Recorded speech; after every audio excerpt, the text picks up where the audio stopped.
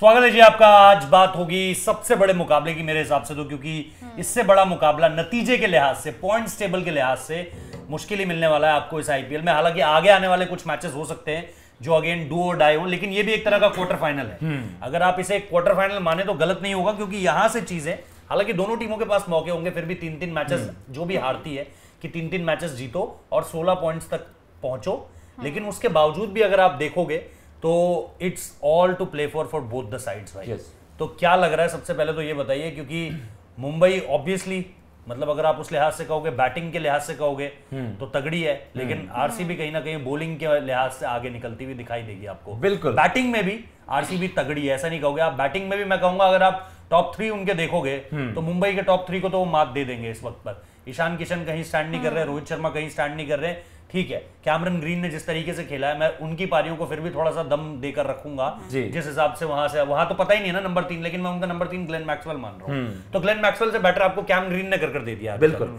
लेकिन उस हिसाब से अगर आप देखोगे तो क्या लग रहा है कल का मुकाबला, मतलब आज का मुकाबला क्या? वानखेड़े भैया आपने देखा है भाई बैटिंग पैराडाइज, तो कल आप ये मान के चलिए, मैं तो देखूंगा, मतलब आपने जो मैच देखने का जो एक्सपीरियंस रहा है, वानखेड़े आप देखते हो, आज भी देखेंगे, छोटी बाउंड्रीज, अच्छा आज ही देखेंगे, तो आप मान के चल आज रहे ही हो देखेंगे। बैटर्स के लिए तो तुरंत जाऊंगा, फ्लाइट है, बैटर्स के लिए तो जबरदस्त है, लेकिन जो टीम अच्छा कंटेन कर जाएगी वहां पर आप बॉलर से डिमांड नहीं करते भाई मुझे विकेट लेके दे, तू कंटेन कर ले। तो अभी आपने आरसीबी की, जैसे आपने सीएसके को पीक कर गई, कहीं आरसीबी की बॉलिंग तो पीक नहीं कर गई, क्योंकि दिल्ली के वर्सेस पिटाई हुई है जम के। तो अब यही पंजाब, आई थिंक मुंबई को ये सेंस करना पड़ेगा कि आपने इनकी बॉलिंग को घेर लिया फ्रंट, लेकिन मुंबई की गेंदबाजी कब पीक करेगी?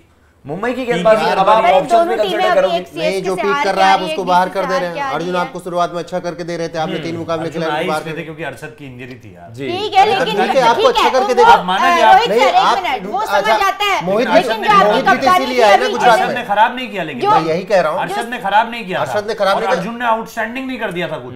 नहीं, उन्होंने भी खराब नहीं किया था। आपको शुरुआत में मोहित शर्मा ने पहले ही वो मैन ऑफ द मैच उठाया था। मैं वही कह रहा हूँ कि मोहित शर्मा भी तो केवल शिवम मावी की इंजरी पे आए ना, उन्होंने अच्छा किया, उनको कंटिन्यू किया उन्होंने। शिवम मावी की इंजरी पर आए, शुभेंदु पांडे की बातें मत करा करो यार। अरे मैं शुभेंदु की बात नहीं कर रहा हूँ, अरे रोहित जुगलान की बात कर रहे हैं, रोहित जुगलान ने बोला था। अगर चलिए अरशद मावी की जगह, अच्छा अरशद लाए गए तो क्या कर दिया उन्होंने? मोहित शर्मा यश दयाल की जगह पर आए हैं। अभी अरशद लाए गए तो क्या कर दिया उन्होंने?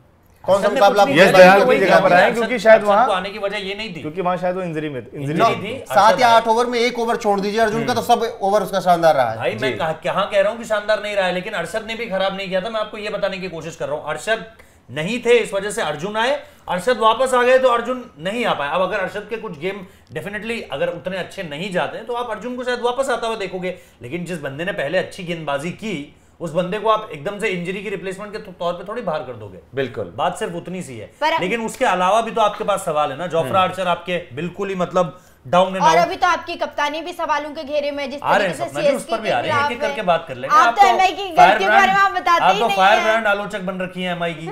आ रहे हैं एक चीज पर, जो गलत है उसको बोला जाएगा ना, एक एक करके बोला जाएगा ना कि सब कुछ एक बार में बोलिए नहीं बोल ही रहा हूं मैं तो गेंदबाजी पर आ रहा हूं, कप्तानी पर भी आता हूं। आप पहले रोहित शर्मा से स्टार्ट कीजिए ना, कप्तान से शुरुआत कीजिए कि कप्तानी कैसी रही है, आप ही बता दीजिए कीजिए किससे शुरू करना है। इतनी बेकार कप्तानी तो आज तक की नहीं है उन्होंने, फिर भी क्यों कर रहे हैं? खास क्यों रही है फिर आप? यही कि उन्होंने ये कहा कि आज तक उन्होंने ऐसी बेकार कप्तानी नहीं। सही बात है, कप्तानी पर बहुत सारे सवाल है। आपको पता है कि एमएसडी आपको पता है कि किस तरीके से वहां पे कप्तानी करते हैं, उसके बावजूद कोई वही नहीं है ना, वो चेंजेस आपकी रोहित शर्मा की वो कप्तानी एमएसडी की कप्तानी के आगे आती है, क्योंकि देखिए जिस आपको पता है एमएसडी वहां पे है सामने, आपको पता है उनकी कप्तानी किस तरीके है, उसके बावजूद भी रोहित शर्मा ऐसी कप्तानी करेंगे। नहीं, कैप्टनसी का बेटा ऐसा बेटर और बहुत आपको आप करना है, वो रन नहीं बना रहे हैं, इसीलिए उसका फर्क आपको दिख रहा है उनकी कप्तानी में भाई, मुझे लग रहा है भाई। कप्तानी के अलावा आउट ऑफ फॉर्म थोड़ी जाती है, कप्तानी के अलावा कप्तानी की जरूरी है भी, साथ ही रोहित शर्मा के रन कब आएंगे? आपको रन की जरूरत है। आप हर मैच में ये नहीं कि आप वहां पर एक गेंदबाज की तरह बल्लेबाजी थोड़ी करेंगे आके। हार्दिक पांड्या क्या रन करके दे रहे हैं आपको? कप्तानी तो उनकी तारीफ उनके फिर भी रन आ जा रहे हैं, हार्दिक के भी रन आ जा रहे हैं। रोहित शर्मा के कभी भी उस तरीके से रन नहीं आए, लेकिन उनकी कैप्टनसी जो थी वो बहुत हाई लेवल की होती थी, उच्च कोटि की कप्तानी करते थे। वो कुछ ऐसे फैसले लेते थे, हैरत अंगेज करते थे, मैं कह रहा हूं बिल्कुल टीम को जिता देते थे। मैं कह रहा हूं पर फिर भी ऐसा भी नहीं था कि इतना खराब सीजन तो नहीं जाता था ना। अरे आपकी भी ले रहे हैं यार, वो फैसले ले रहे हैं, राघव गोयल को लेके आ रहे हैं, लेकिन प्रदर्शन नहीं आ रहा भाई। वही ले रहे हैं फैसले, ऐसा नहीं है बात। लेकिन वो भी है ना, जब हमने शुरुआत में कहा कि कुमार कार्तिकेय को ले आइए, ट्रस्ट था, क्योंकि जैसा मैंने कहा कि मुंबई इंडियंस हमेशा से कुछ ऐसे प्लेयर्स को बैक करती है जो थोड़ी सी आईब्राउज रेज करते हैं कि आप चौंधिया जाओगे एक तरफ से कि भाई ये क्या कर दिया यार, लेकिन फिर वो खिलाड़ी आपको परफॉर्म कर दे देगा। सवाल इस बात को लेकर है कि अगर कुमार कार्तिकेय आपकी बेस्ट चॉइस थी तो आपने कुमार कार्तिकेय से स्टार्ट क्यों नहीं करवाया? आपने ऋतिक शौकीन को 3-4 मैचेस दिए शुरुआत के, फिर आपको बैक टू द बेसिक्स जाना पड़ा। उसी तरीके से जैसे अभी भी लोग कह रहे हैं कि भाई कैम ग्रीन की जगह क्या सूर्य कुमार यादव आपके लिए बेटर ऑप्शन हो सकते हैं 3 नंबर पे, ये आपको देखना है। आप कभी 3 फॉरनर्स के साथ उतर रहे हो जबकि आपके पास ब्रेविस का ऑप्शन उस दिन भी था। इसके अलावा भी आप एक ही गेंदबाजी से 14 से 20 ओवर के बीच गेंदबाजी करवाए जा रहे हो, जबकि आपके पास क्वालिटी है। और चाहे संदीप वॉरियर को लेकर आओ, चाहे आपने आकाश मधवाल को लेकर आए, तो आपने जस्ट एक डिफरेंस देखा है जी। आप कैरी ऑन क्यों कर रहे हो अपनी गलतियों पर? सवाल वो सारे के सारे उनकी बैटिंग पर तो सबसे ज्यादा सवाल है कि आप बैटिंग पे इतनी हाई तौबा क्यों मचा रहे हो? क्या जरूरत है? कौन सी हाई स्पीड में, कौन सी आपको रेस में फर्स्ट आना है? आप आराम से खेलो भाई, आप अपना टाइम लेकर खेलो। विराट कोहली में बिल्ड कर रहे हैं ना अपनी पारियां, वो आपको जिता कर दे रहे हैं। रोहित शर्मा की एक पारी छोड़ दो तो कुछ भी नहीं है याद करने को।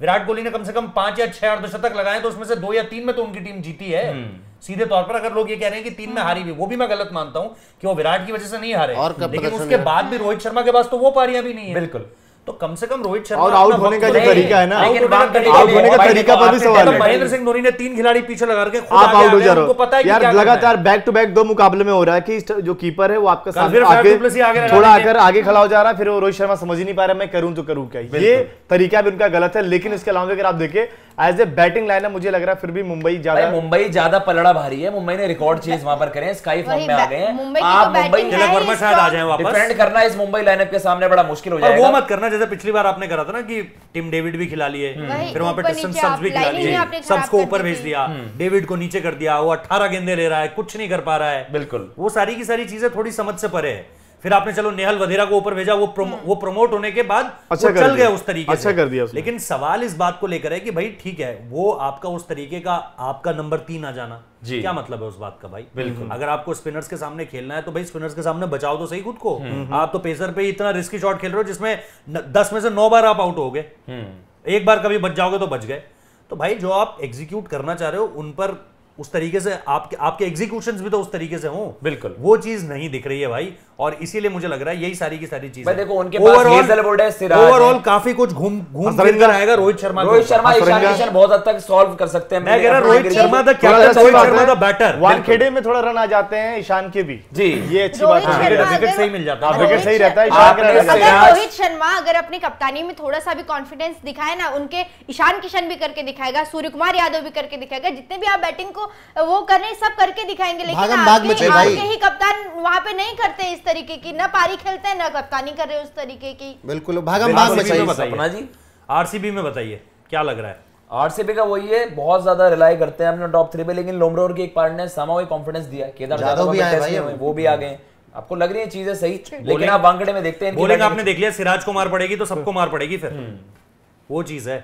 तो मुझे लगता है कि सिराज और हेजलवुड पे बहुत हद तक शुभेंदु पर डिपेंड करेगा कि आप कंट्रोल करके चलें। उनको ये देखना पड़ेगा कि अगर सिराज विकेट नहीं ले पाते हैं तो विकेट लेगा कौन। जो मैंने बहुत पहले भी एक बार बोला था कि शायद सिराज जिस दिन विकेट नहीं ले पाएंगे फिर क्या उधर हर्षल उस दिन चलेंगे, क्योंकि पिछले वाले में अगर आप देखिए शुरुआत में पिटाई हुई दिल्ली के खिलाफ, तो आपने हर्षल को फिर भी बहुत लेट लेकर आए। हाँ जी, अब या तो आप उनको उस तरीके से समझ नहीं पाए, या तो आप पहले लेकर आते, या तो आपने तकरीबन 11-12 ओवर के आसपास ही इंपैक्ट यूज किया था वहां पर, या तो पहले लेकर आते। खैर पिटाई वहां भी हर्षल की हुई थी, लेकिन सिराज के अलावा मुझे शुरुआत में थोड़ा दिक्कत है कि विकेट कौन लेकर देगा। सिराज का दिन अगर ऑफ होगा तो फिर आरसीबी के लिए मुश्किल पड़ जाएगी वहां पर। ये है, बाकी बल्लेबाजी में अभी भी आप देखिए केजीएफ पर ही भरोसा है उधर। उसके अलावा मुझे अभी भी ठीक है, लोमरोर की एक पारी आ गई, लोमरोर अब आपको भरोसा दे रहे हैं क्योंकि एक में और उनकी पारी आई थी। बाकी केजीएफ आपका कर देंगे खत्म। लेकिन ये बाकी अगर आप देखना होगा कि वहां पर आपको जीता वो उनकी विकेट कीपिंग बेहतर करनी पड़ेगी भाई। ऐसे बार बार आप कैच छोड़ोगे, स्टंपिंग छोड़ोगे तो फिर टीम का भाई वानखेड़े एकदम बढ़िया बेल्टर विकेट होता है। अगर मुंबई ने वहां पर ये सेंस कर लिया कि एक आध विकेट अच्छी, देखो आपको फैफ और विराट की जोड़ी तोड़नी है, आप बहुत हद तक रिलाई करते हो अपने टॉप 3 में एक अच्छा स्कोर पोस्ट करने में। तो मुझे लगता है कि 2 विकेटें भाई, देखो ट्रिक्स तो होंगे। अब देखो जोफ्रा आर्चर अच्छा नहीं कर रहे हैं, उस तरीके से परफॉर्मेंस नहीं आ रही है, लेकिन अब ये मौका है कि भाई अब आपको प्रूव करना पड़ेगा। और ये भी है ना कि अगर आरसीबी के शुरुआत के 2 विकेट निकाल दो तो उनका 200 बना पाना बड़ा मुश्किल है। वही वाली चीज, और मुंबई का ये चीज नहीं है। में आप इस टीम मुंबई के 2 विकेट गिरने के बाद ही तो 200 बना चेस करती है जी।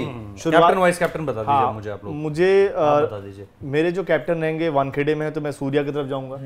सूर्या मेरे कैप्टन है, और मैं वाइस कैप्टन बनाऊंगा वहां पर फैफ को। हाँ जी, Virat and Faf. Virat and Faf, मैं जा रहा हूँ रोहित, और रोहित मेरे कैप्टन और आर्चर मेरे वाइस कैप्टन आज। मेरे को आरसीबी से कोई नहीं चाहिए। विराट और फैफ। हाँ जी, ईशान किशन और सिराज। चलिए बहुत बहुत शुक्रिया जी। आज जो है जैसा हमने बताया आपको, आज आपको थोड़ा सा कवरेज वानखेड़े से भी देंगे और दिखाएंगे बैंटर्स किस तरीके से चल रहे हैं, फैन पार्क किस तरीके से, वहां पर मैच की अगर कुछ ग्लिम्स हो सकी वो भी दिखाएंगे, व्लॉग अगर शूट हो सका तो वो भी दिखाएंगे आपको। तो कवरेज काफी सारी रहेगी, इसलिए बने रहिएगा। एंड जो भी लोग वानखेड़े स्टेडियम आ रहे हैं उनसे मुलाकात होगी आज शाम को। चलिए बहुत बहुत शुक्रिया। जय हिंद, जय भारत। जय भारत।